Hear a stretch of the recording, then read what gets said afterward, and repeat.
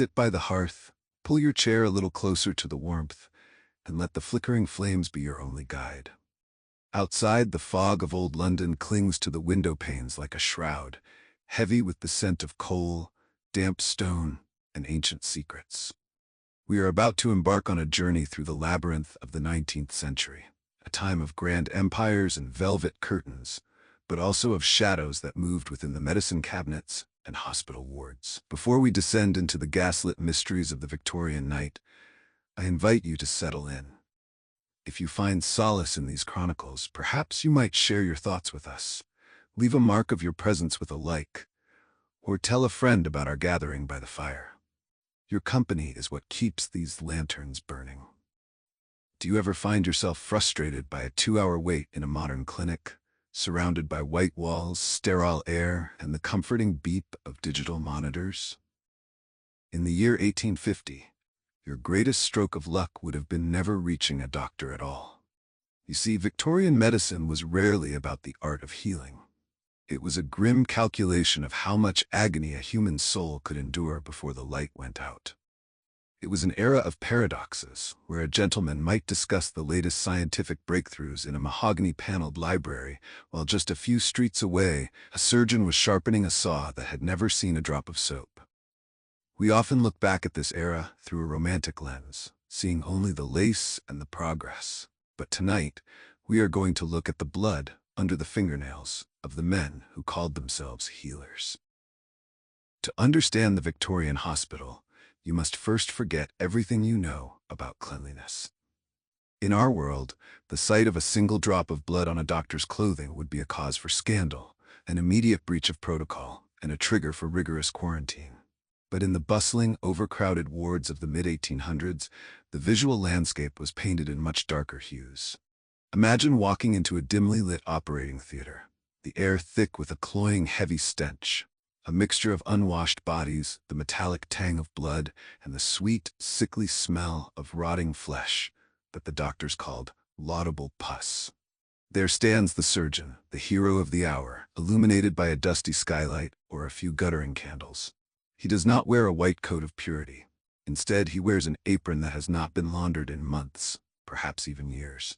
It is a garment of nightmare, stiff and heavy, crusted with a dark, brownish-black patina. This crust was a literal accumulation of every patient he had ever touched.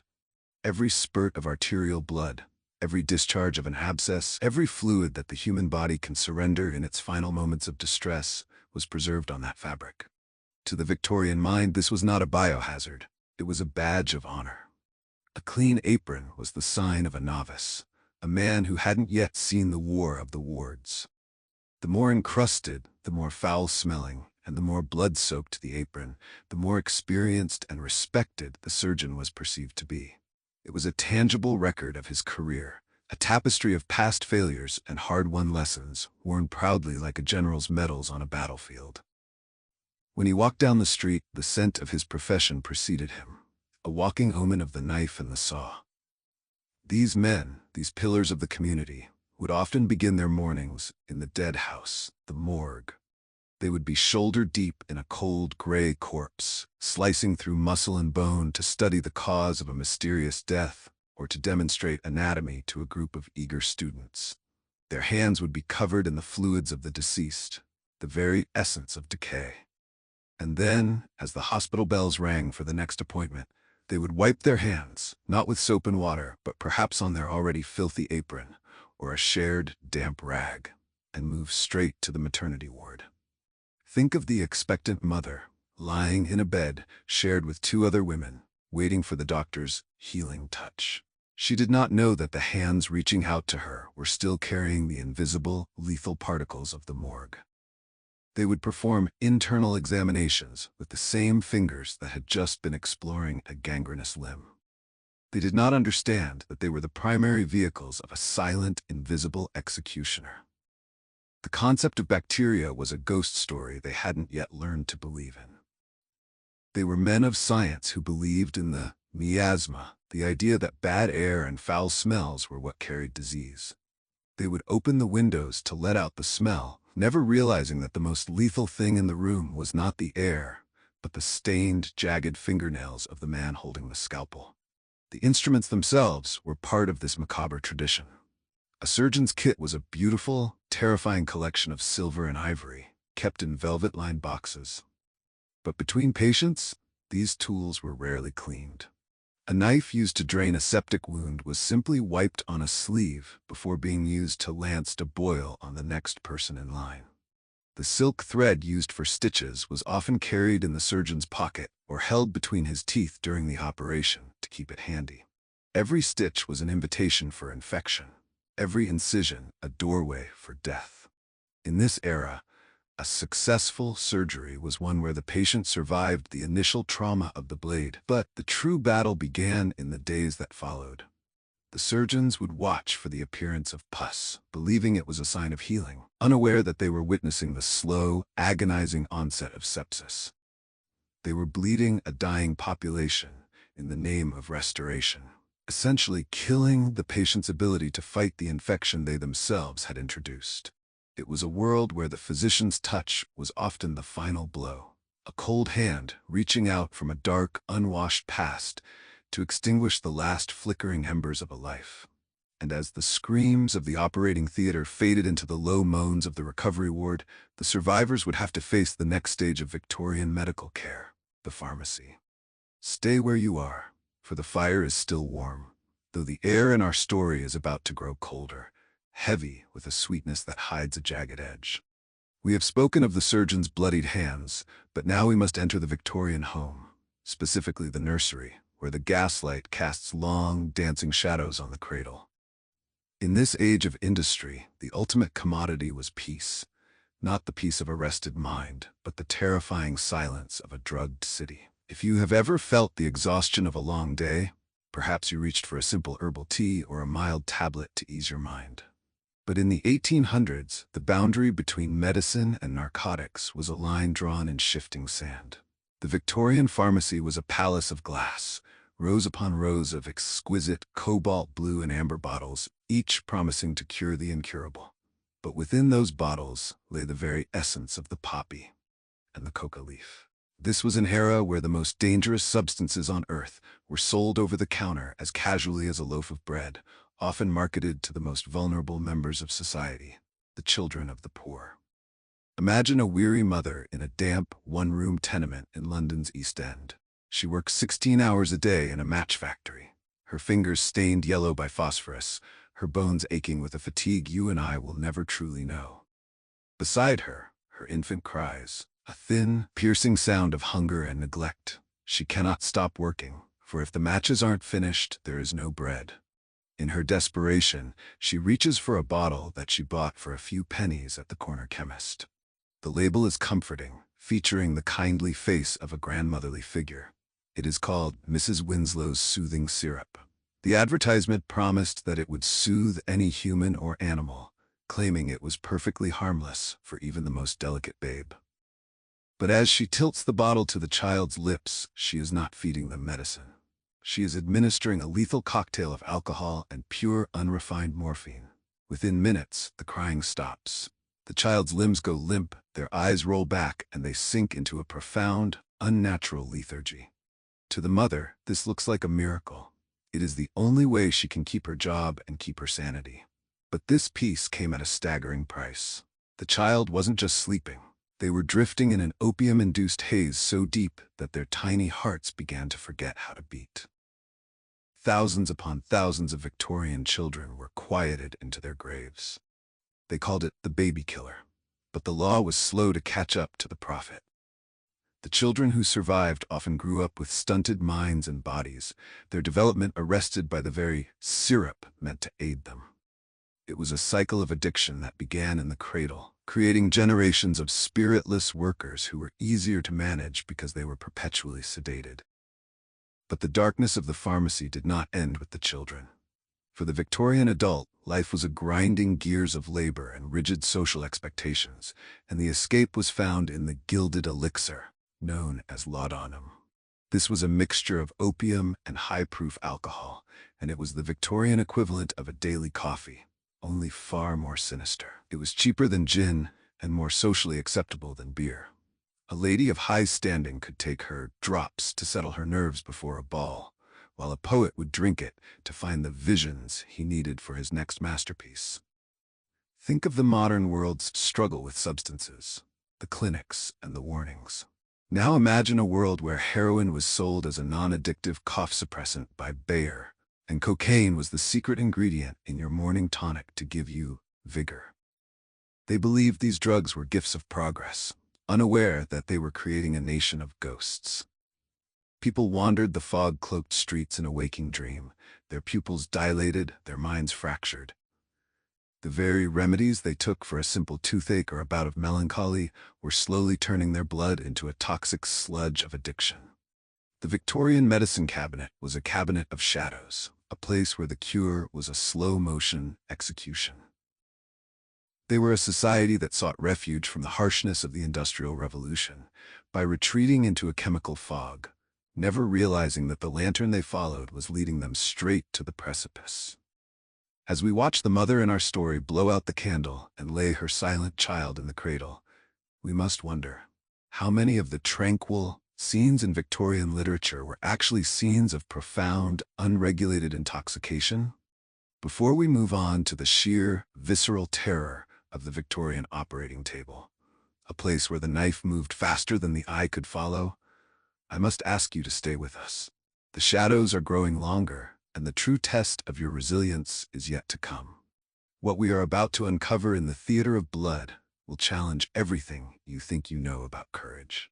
Do not leave the warmth of the fire just yet, for the Victorian night has many more secrets to whisper, and the most harrowing of them are still waiting in the dark. The fire is dying down, and the shadows in the room are stretching their thin, dark fingers toward us. We have survived the unwashed hands of the surgeon and the silent narcotic sleep of the nursery, but now we must step into the most harrowing arena of the 19th century, the surgical theater. In our modern world, surgery is a hushed affair of anesthesia, precision lasers, and deep, dreamless sleep. But in the year 1840, an operation was not a clinical procedure. It was a public spectacle of raw, unadulterated terror. It was a race against the very limits of human endurance, and the man holding the starter's pistol was often a giant named Robert Liston. Imagine a large circular room, tiered with benches like a Roman Colosseum. The air is stagnant, heavy with the copper tang of blood, and the scent of sawdust spread on the floor to soak up the inevitable deluge. On the benches sit medical students, curious gentlemen, and even the occasional thrill-seeker, all leaning forward to witness the master at work. In the center of the pit stands a wooden table, stained dark by decades of use, and strapped to it is a human being. This patient is wide awake. They have perhaps been given a stiff glass of brandy or a leather strap to bite on, but their eyes are wide, reflecting the glint of the sunlight through the dusty skylight. They can hear the murmur of the crowd and, more terrifyingly, the clatter of the surgeon's instruments as they are laid out on a side table. Then, the doors burst open. Robert Liston enters. He was a man of immense physical strength and a booming voice, famous for his arrogance as much as his skill. He would throw off his coat, roll up his sleeves, and address the crowd with his legendary catchphrase, "Time me, gentlemen, time me." He would then pull a long, gleaming knife from his belt, a blade he often kept between his teeth when he needed his hands free, and the nightmare would begin. You see, before the reliable use of ether or chloroform, the only mercy a surgeon could offer was speed. If an operation took more than a few minutes, the patient would almost certainly die from the sheer physiological shock of the pain. The heart would simply stop, unable to process the agony of the nerves being severed. Therefore, the greatest surgeons were the ones who could work with the frantic, blur-like speed of a magician. Liston was the fastest of them all. He could amputate a human leg at the thigh in less than 30 seconds. Think about that for a moment. In the time it takes you to pour a cup of tea, a man could have his flesh sliced, his bones sawn through, and his limb tossed into a bucket of sawdust. But speed, as spectacular as it was for the audience, was a double-edged sword. In the red haze of a lightning-fast surgery, precision was the first casualty. The surgical theater was a place of frantic motion, slippery floors, and blinding panic. There is a story, a dark legend that still haunts the halls of University College Hospital, about Liston's most infamous day, the operation with a 300% mortality rate. Liston was performing a routine leg amputation in front of a packed house. As the crowd held their breath and the stopwatches clicked, he moved with a speed that was almost supernatural. The knife flashed, the saw screamed through the bone, and the leg was off in record time. But in his violent haste, Liston did not just cut through the patient's thigh. His knife, moving with the momentum of a runaway train, sliced through the fingers of his own assistant, who was holding the leg steady.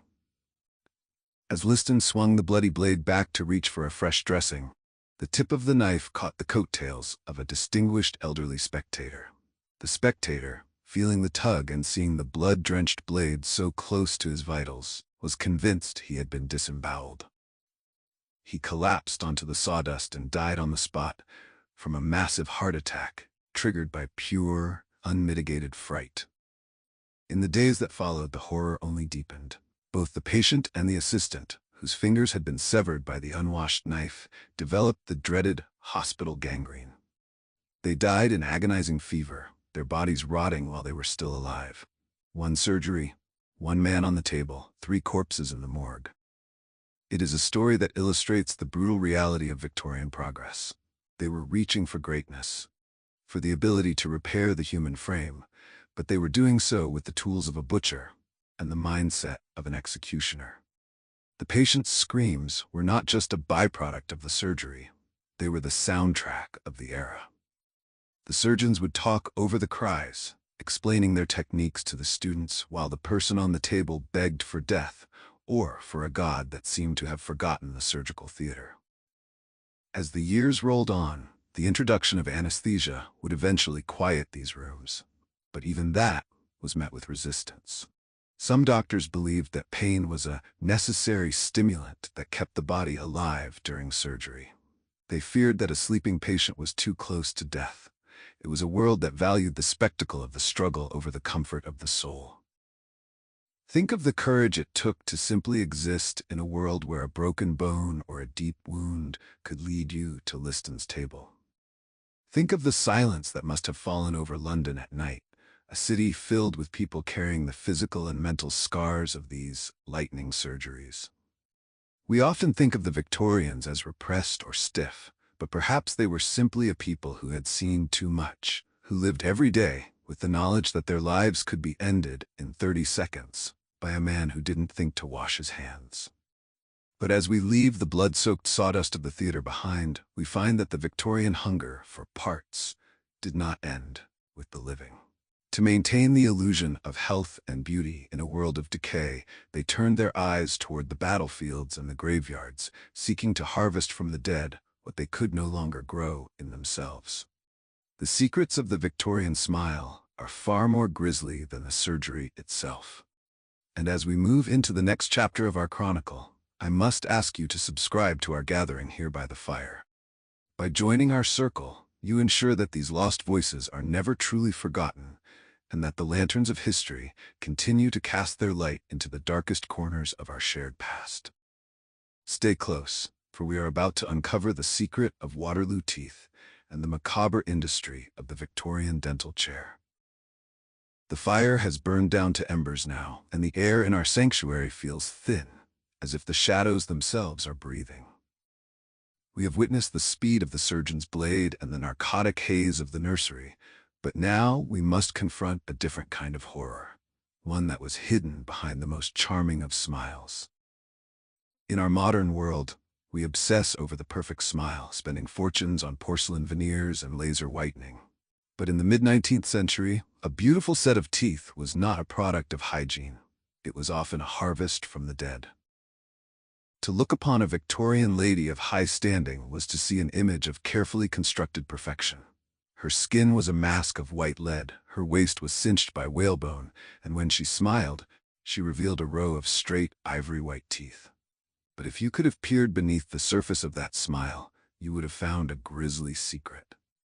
The Victorian diet was a disaster for dental health. The industrialization of sugar meant that for the first time in history, sweetness was cheap and ubiquitous. From the richest lord to the poorest clerk, London was a city of rotting gums and blackened stumps. In an age before the toothbrush was a household staple, tooth decay was an agonizing, universal plague. But for the wealthy, appearing toothless was a social death sentence. It signaled age, poverty, and a lack of breeding.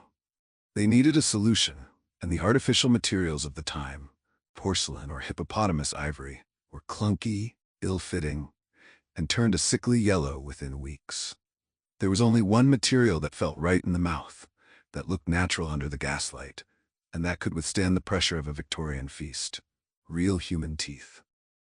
But where does one find thousands of healthy white teeth in a city where everyone's mouth is a graveyard? The answer lay in the wake of the Great Wars. Imagine the aftermath of the Battle of Waterloo in 1815. 50,000 young, healthy men lay dead in the mud of Belgium. As the sun set on the battlefield and the smoke of the cannons cleared, a different kind of army moved among the fallen. These were the tooth drawers, scavengers who moved through the tall grass not with bandages or water, but with pliers and leather pouches. They moved from corpse to corpse, prying open the mouths of boys who had died far from home and snapping out their front teeth. These were the Waterloo teeth. They were barreled up by the thousands and shipped back to London to the fashionable dental offices of the West End. There they were sorted, cleaned, and mounted onto plates made of gold or ivory. If you were a wealthy Victorian socialite, your beautiful new smile might have been literal fragments of a 19-year-old soldier who died in a bayonet charge. You were wearing the spoils of war inside your own body. Think of the chilling intimacy of that connection. Every time a gentleman laughed at a club or a debutante whispered a secret at a ball, they were doing so through the remains of the dead. It was a macabre recycling of the youth, a way for the elderly elite to buy back the vitality that their own sugary lives had stolen from them. This trade was so lucrative that it didn't stop at Waterloo. For decades, scavengers would follow armies across Europe and even raid the graveyards of the poor, turning the resting places of the forgotten into mines for the dental industry. But the horror of the Victorian mouth didn't end with the source of the teeth. It extended to the chair of the dentist himself. There were no regulations, no licenses, and certainly no anesthesia for the common man. If you had a toothache, you didn't go to a doctor. You went to the blacksmith or the barber. They would sit you in a wooden chair, perhaps wrap a cloth around your head to keep you still, and use a tooth key, a brutal iron instrument designed to hook around the base of the tooth and wrench it out by sheer mechanical force. It was not uncommon for the jawbone to fracture under the pressure, or for the wrong tooth to be pulled in the chaotic struggle of the patient's agony. This was the reality for the majority of London's millions. They lived in a constant state of low-level dental pain, their breath foul with infection, waiting for the day they could afford a set of second-hand teeth or simply lose them all to the pliers. It was a world of masks, where the most beautiful thing about a person was often the most gruesome part of their history. As we reflect on these silent ghosts carried in the mouths of the living, I must ask you to consider your own place in our circle. If these forgotten echoes of the past resonate with you, if you feel the weight of these hidden histories, then I invite you to leave a comment below. Share with us, what part of the Victorian world haunts you the most? Your engagement is the heartbeat of this channel, and it tells the algorithm that these stories deserve to be heard. We have one final descent to make tonight. We have seen the blood, the narcotics, the frantic knives, and the teeth of the fallen. But we have yet to look at the most pervasive and deceptive cure of them all, the practice of bloodletting and the terrifying use of the leech. It was the ultimate betrayal of the body, a practice that claimed more lives than the diseases it sought to treat. Stay with me for this final chapter, for the lanterns are beginning to fade, and the most important lesson of the Victorian night is about to be revealed. The embers are glowing a deep, pulsing red, casting long, skeletal shadows against the library walls.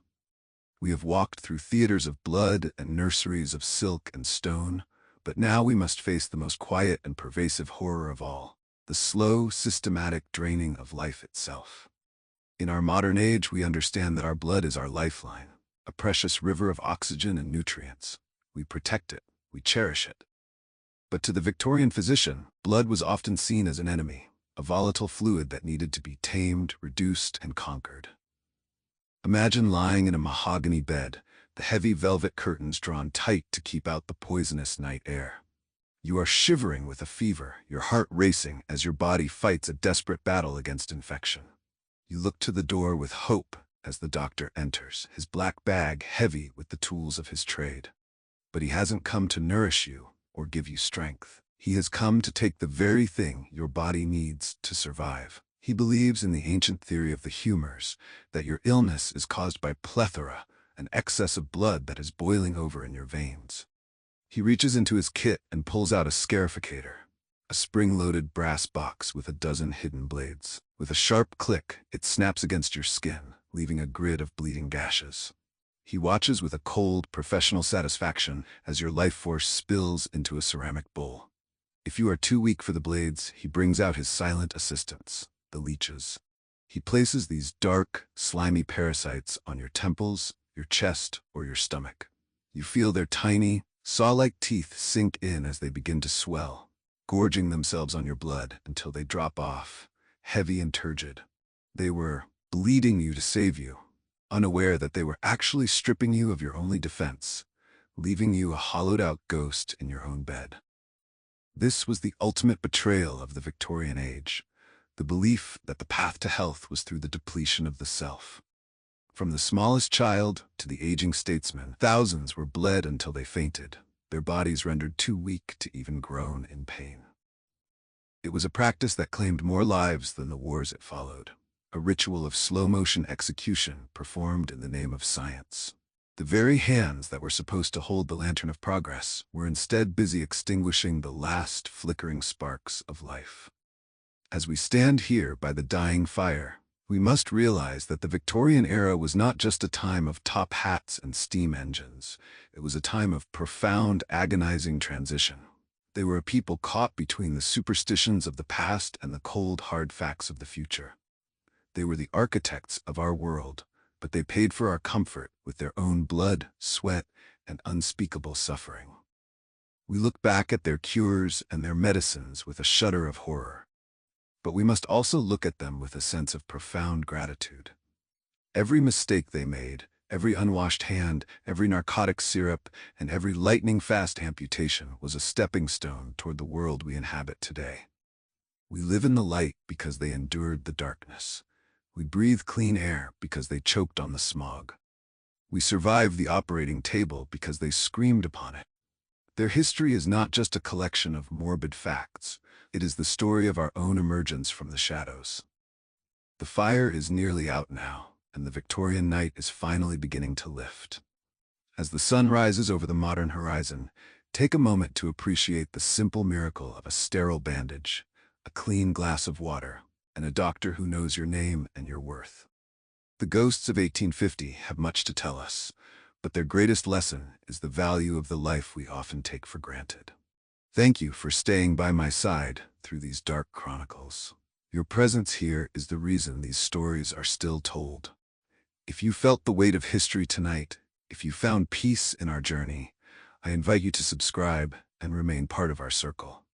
The Victorian Nightfall has many more secrets to whisper, and I would be honored to have you here when the next lantern is lit. For now, sleep well, safe in the knowledge that the night is behind you, and the dawn is finally here.